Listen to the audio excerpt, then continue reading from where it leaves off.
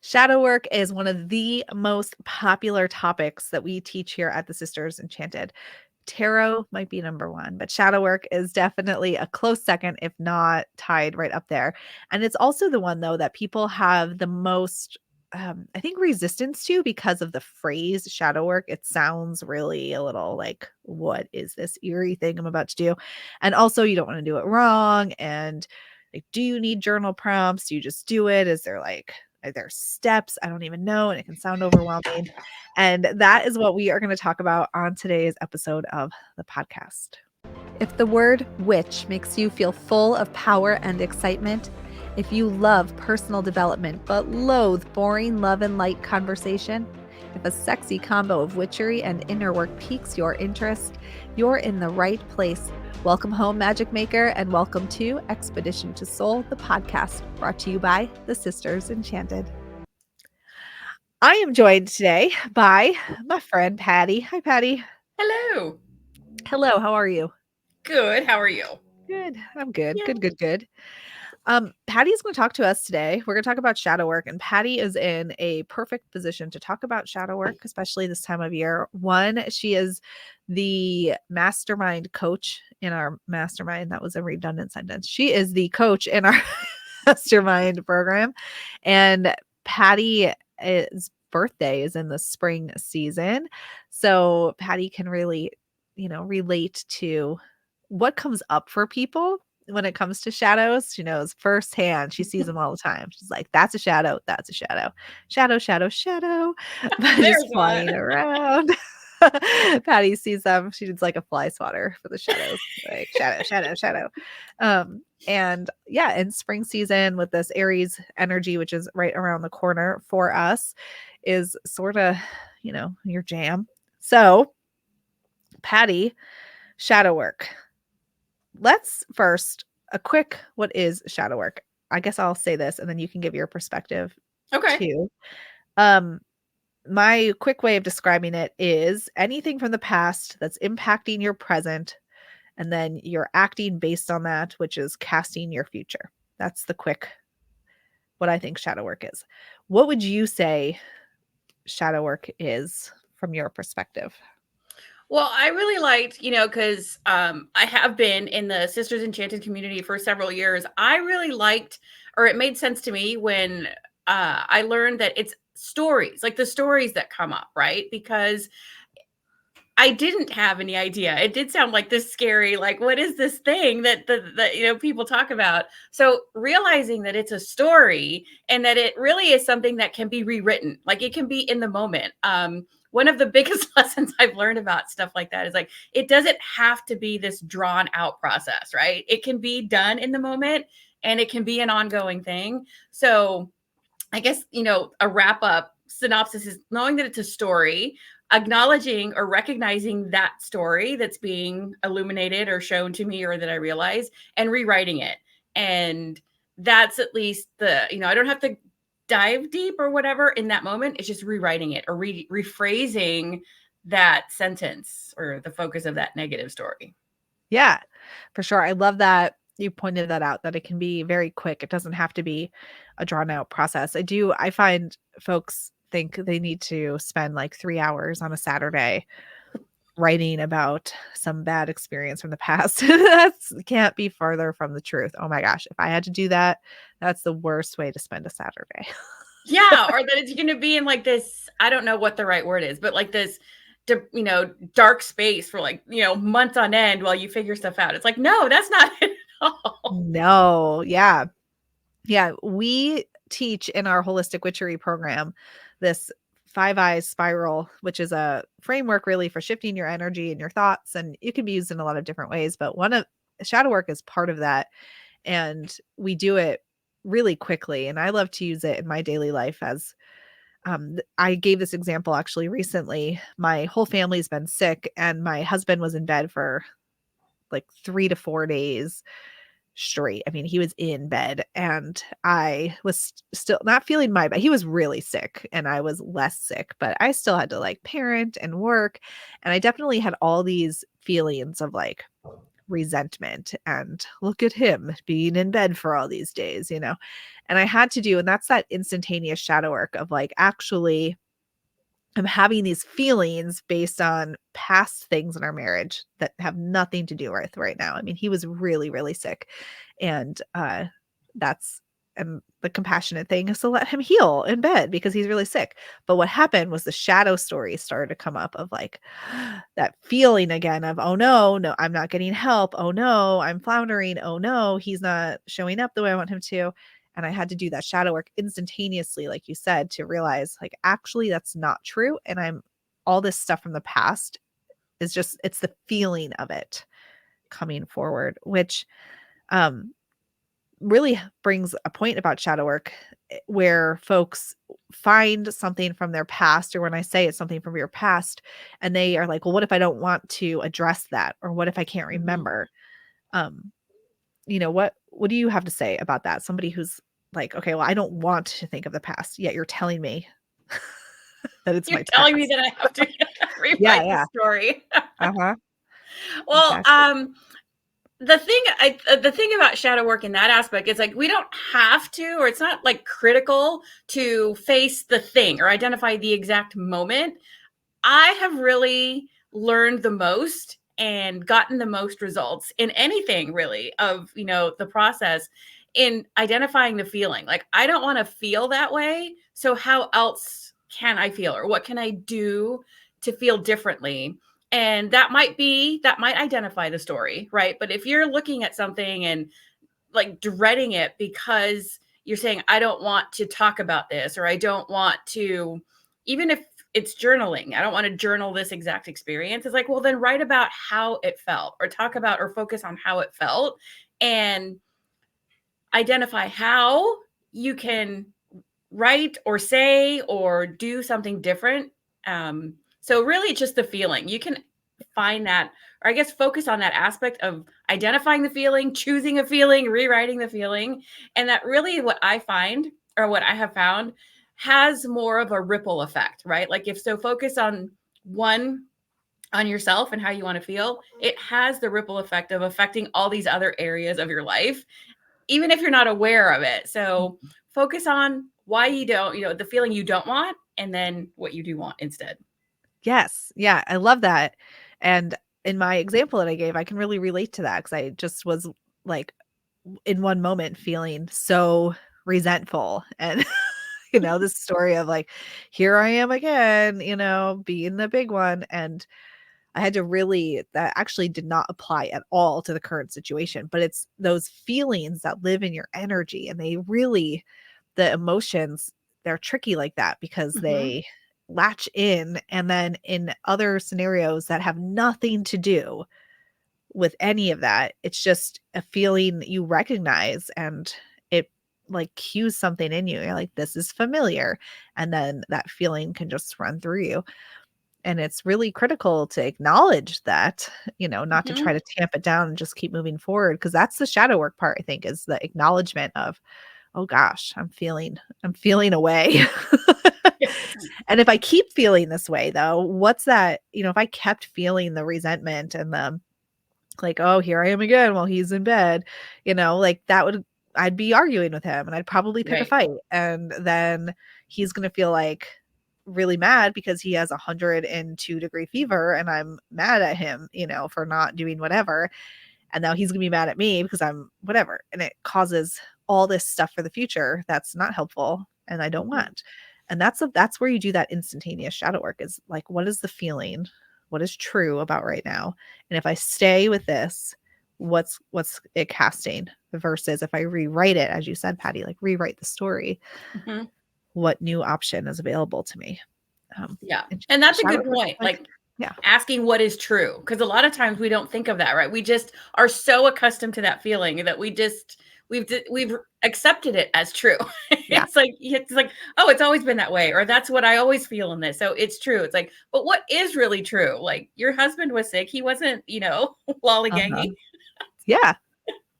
Yep. And really, like, what is true? And it's and for people who aren't like, we're taught to just squash down our emotions and Mhm.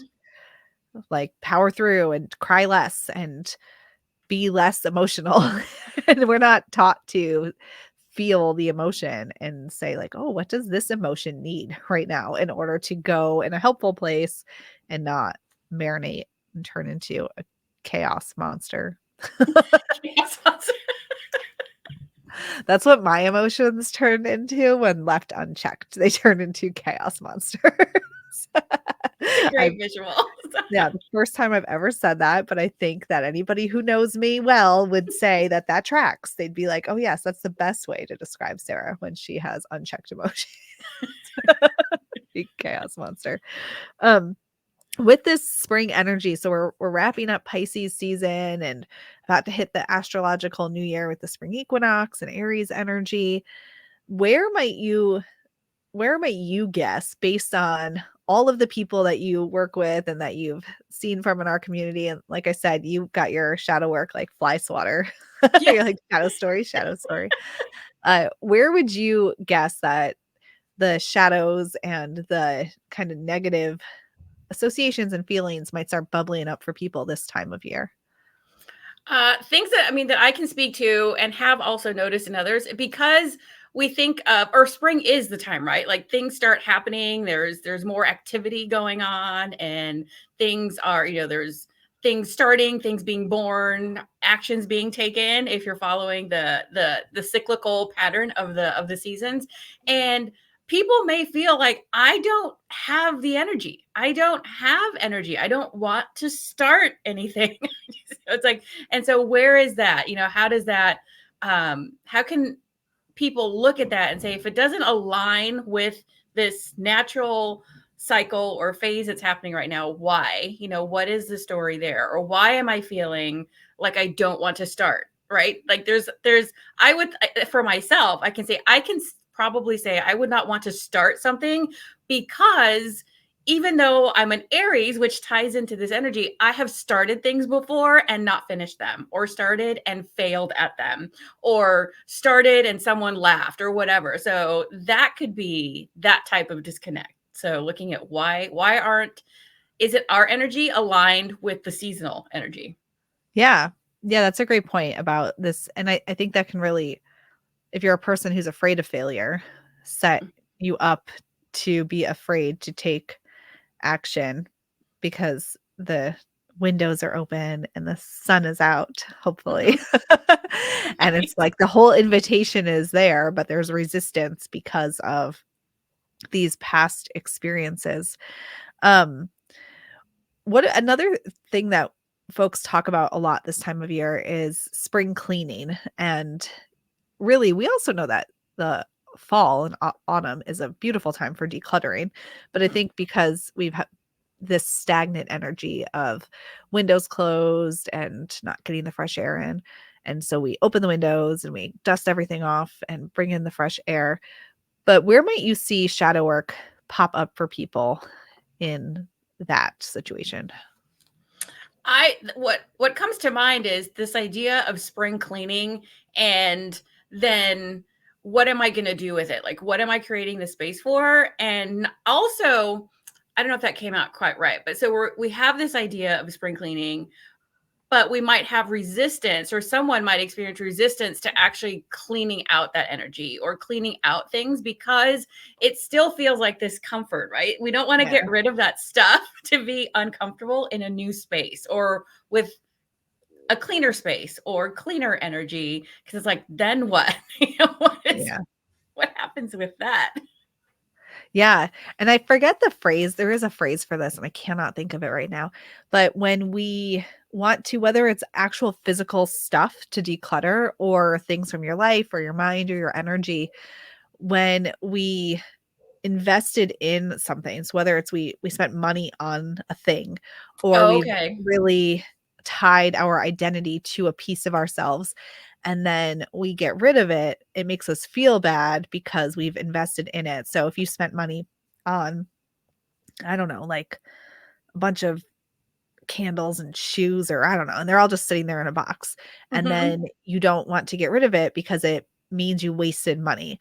Or if you invested in your identity that I see this all the time with people where they've really invested their identity in something, that they're like a child of some situation that has made Mhm. them who they are. Like maybe they had uh, a parent that was really awful in some way, or they got in like a life-changing car accident at some point in time, or whatever like the incident is.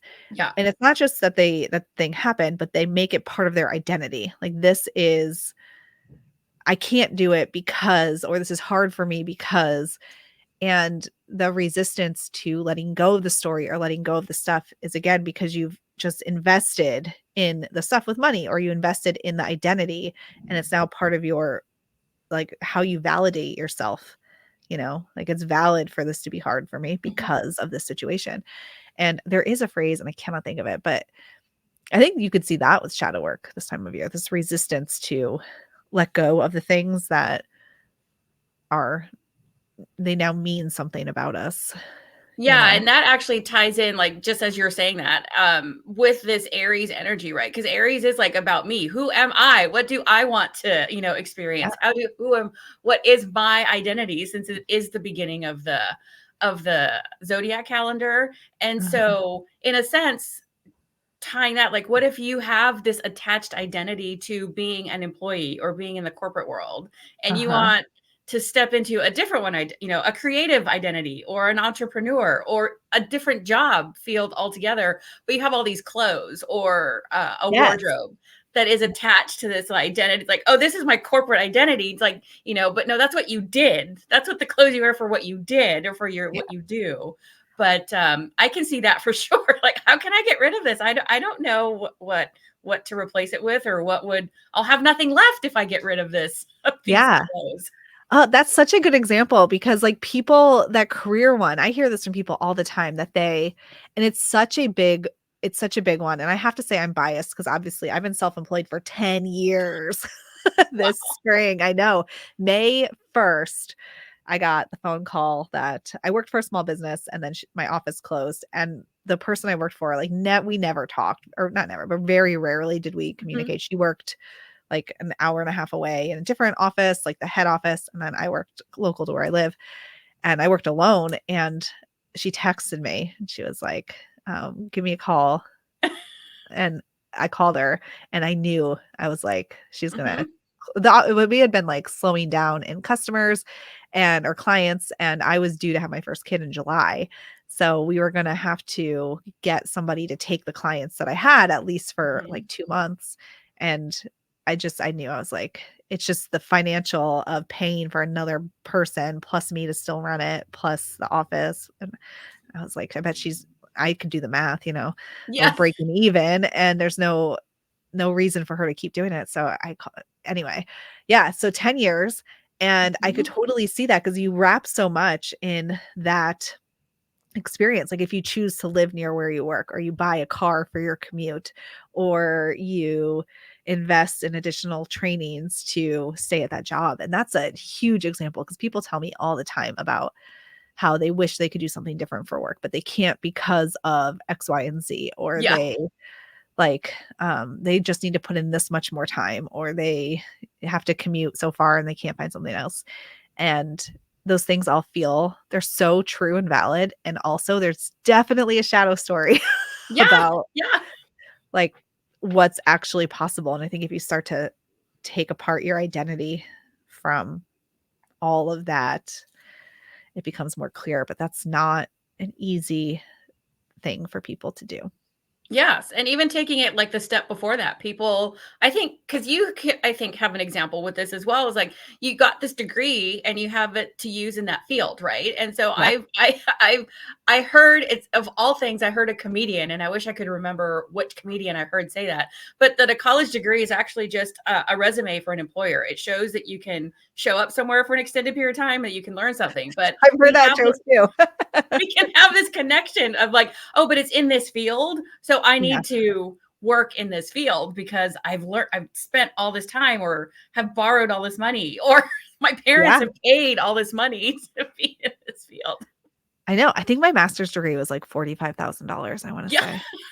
I don't It was a lot, and at the Yeah. time, I think I made like $15 an hour working in a clothing store as like a manager making $15 an hour. But yeah, it was just, and now, I mean, I definitely use what I learned about people, Mhm. but like I could have learned that with probably just by getting like an associate's degree in psychology and not a whole ass master's degree for $45,000. I probably could have spent like 5,000 and learned the same. Anyway, yeah, that's so true. And that attachment to like, but I spent all that money Mhm. and I took the tests and I got certified to teach. And what does it say about me if I don't do that? Lots of shadow work. It's for all of us. Yeah. Uh, I wanted to say, because what some of the questions we get around shadow work, and we talked about this earlier, like the stories from the past that come up and how you don't really, it's not necessary to know the exact story if you can identify like the feeling that's coming up. But Mhm. there is a distinction between coaching therapy and shadow work that you do for yourself. I think, you know, shadow work we can do for ourselves to a point where we can become more self-aware, get out of our own way.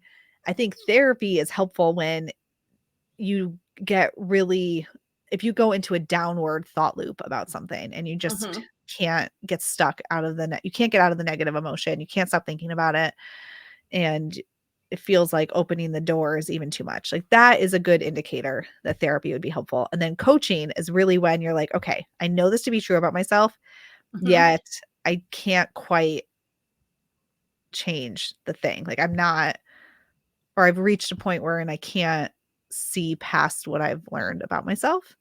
Yeah. Um, do you have another way of saying that, or like how you would, because you are the coach in our I mastermind program. It is your job to call people on their nonsense. Yes, and I have said many times, I am not a therapist. I am a Yeah. coach, right?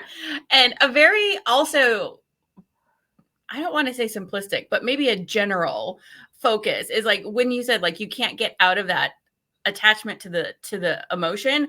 It's therapy, I think, is more of looking backwards, just as a very simplified looking backwards and addressing those things. And yes, going through the process of therapy in unlocking or pulling out things that you need to. Whereas coaching is forward. So I think if therapy helps you address your past and coaching helps you move forward to what you want, and you're just at a point where you need help or guidance or accountability, and that is, or things reflected back to, because we've experienced that too, where we have to say things back to them so they can actually, the people that are being coached can hear what is actually being said or how other people are hearing it. And so that might be very basic, but that's a way that I start to differentiate with people Yeah. and explain that. Yeah. I just hired a coach who focuses on energetic leadership. And um because I feel like I just felt like, I mean, I teach all these things at like at Holistic Witchery and here at Sisters Mhm. Enchanted. And I mean, I have had therapists tell me like, you're so self-aware. Just the one thing I can help you with is talking you through your decision. So you make one and I'll help talk you through it. But I got to this point where I really felt like I don't know how else to proceed. Like I've used every tool I have. I Mhm. think I need more tools. And so this coach that I'm working with, she did a really good, so this is an example of it in action for me. I was just talking to her and she wrote down that I said the word fear or afraid or fear, like some variation, three Mhm. times in like a 4 minute, you know, and like talking to her.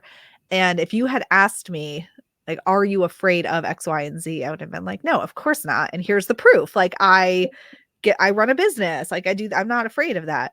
But she said, you've said it though. You've said it 3 times. And then I really was like, you're right. I did. And then I thought about it and I'm like, actually, I think that I am. I'm very nervous about something that happened in the past happening again. Mhm. And me not, because I didn't put the right things in place. And then that we're having somebody reflect back and that Yeah. awareness, I was like, oh my gosh, you're so right. And then the focus was, okay, well, so now you know. So what are the tools you're using just to make sure you don't do the same thing again? And I was like, "Ah, I just got coached hard." Yeah. Because it's so true. I mean, for coaches and people who aren't coaches, we don't really hear how it's coming out of our mouth, right? We don't hear it. We hear what we think we're saying or what we Yes. think we want to communicate or convey. But other people, and also in that aspect, someone who is being coached and might not be accustomed to being coached is actually having someone who is truly listening to them, right? Truly Yeah. listening. What do we call active listening to what Yeah. they're saying, as opposed to listening to respond, which they might also not be accustomed to. And that's something Yes. that is definitely a coaching a coaching practice to, Yeah. to get into the habit and practice of not listening to what I'm going to say, but listening to hear what they are actually saying. Mhm.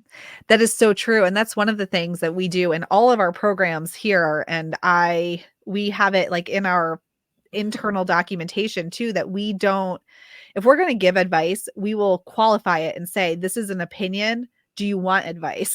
Mhm. Because we are not here to tell you what to do. We're here to reflect back to you what you just said to us Yep. and, you know, point that out to you.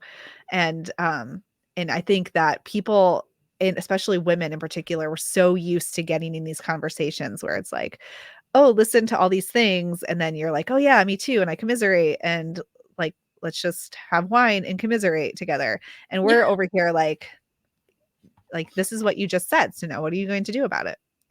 And that's not, if you're not used to that, that is a whole other way of receiving, Mhm. conversation from somebody, but it's very powerful if you Yeah. are And it ready can be for it. off-putting to the person at It first, can right? be. Like getting that back. It's like, "Wait, what?" Yeah. Uh-huh. Yeah, it's very true. So, yeah, and with the shadow work bit, I think that it's kind of like levels. Do your own Mhm. internal shadow work Yeah. also, which we teach in Holistic Witchery. Mhm. Springtime is a beautiful time to explore where you feel resistance to the spring energy as it's coming up. Feelings of maybe even being behind because Mhm. you like don't now there's all this energy to do and you're like, what the heck do I even want to do? And the shadow work.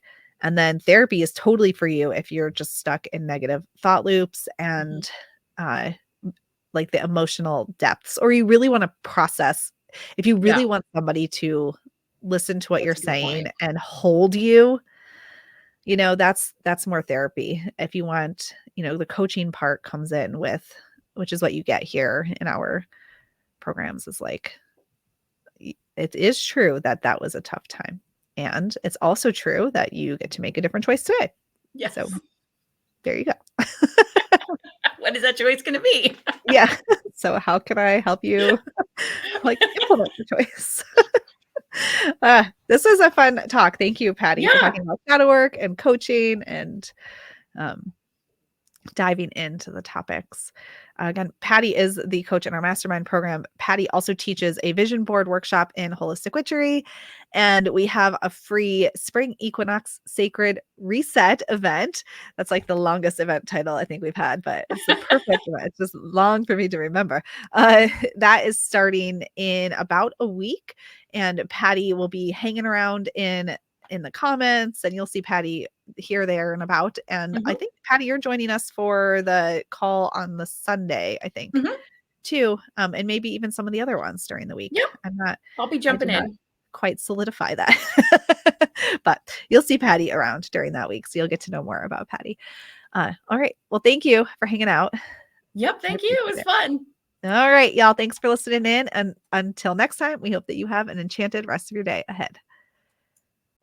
If you love the podcast, be sure to leave us a rating or a review. That helps us to get the word out about all we're doing here at the Sisters Enchanted. Thanks for being part of our community, and we'll see you in the next episode.